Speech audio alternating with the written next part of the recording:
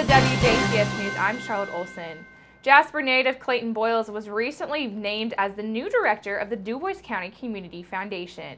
Boyles replaces Brad Ward, who left the position earlier this year to accept a similar position in Washington, D.C. Also, Nona Baker has been promoted to the position of associate director. Both appointments were made by the foundation's board of directors.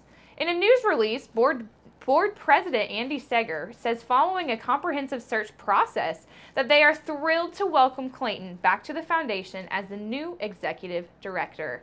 Also, Seger says that they believe that his background and his leadership experience in working with donors, nonprofit organizations, and also with working with other active philanthropy groups within DuBois County provides him as an excellent fit for the Community Foundation moving forward. Seger says that they are further excited to recognize Nona's contributions to the foundation and the DuBois County community through her promotion. A graduate of Jasper High School, Boyles possesses a master's degree in nonprofit management and a certificate in fundraising management from Indiana University. He is the son of Bob and Deb Boyles of Ireland. He serves as a donor relations associate of the Community Foundation from 2013 through 2015, and most recently as a major gifts officer at the Sisters of St. Benedict. Boyles says that being able to come back to the Community Foundation to work with the team, board members, and volunteers and donors is a dream come true. Baker has been with the Community Foundation since 2013 and most recently serves as the Director of Programs. With the new expanded role, she will oversee operations for the foundation while continuing to lead programs and grants. Community Foundation past president Pat Miller says that the board of directors is looking forward to a very bright future with Clayton, Nona, and their talented and experienced team at the Community Foundation. Jasper police took a pair of women into custody on charges of theft late Sunday afternoon after they were accused of taking items from the Jasper Walmart store, which is located on the north side, without paying for them.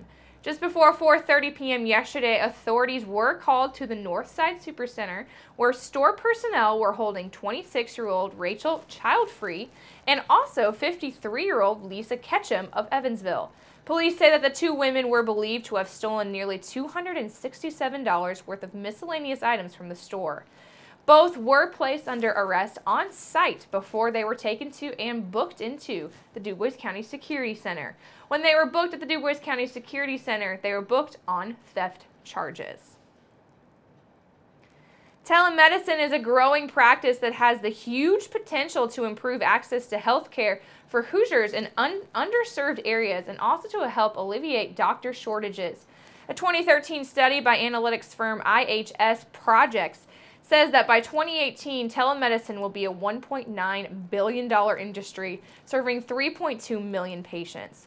Along with these benefits, using telecommunications technology to remotely diagnose and treat patient carriers' potential risks. District 48 State Senator Mark Mesmer of Jasper says that without proper oversight, bad actors could engage in overprescribing drugs and other dangerous medical practices, or out-of-state individuals could scam patients for money. Mesmer says that during this past year's legislative session, the General Assembly passed House Enrolled Act 1263, which gives Indiana professional licensing agencies the ability to adapt rules and general framework to put telemedicine into effect here in Indiana. House Enrolled Act 1263 ensures that only qualified healthcare professionals can offer telemedicine services and that these individuals will be subject to the same professional standards and sanctions as other Indiana healthcare providers, regardless of their physical location. The law also states that providers outside of Indiana must agree to be subject to the jurisdiction of Indiana courts if issues arise from their telemedicine practice. This law also requires written records of each service provided so that the patient's primary physician will be kept in the loop on what care the patient is receiving. Mesmer says written records also hold providers accountable and should any disciplinary action become necessary. To avoid the risk of unethical prescribing of addictive drugs, House Enrolled Act 1263 also prohibits telemedicine providers from prescribing controlled substances. However, providers are able to issue prescriptions as long as the script is within the provider's scope of service and has satisfied the required standard of care.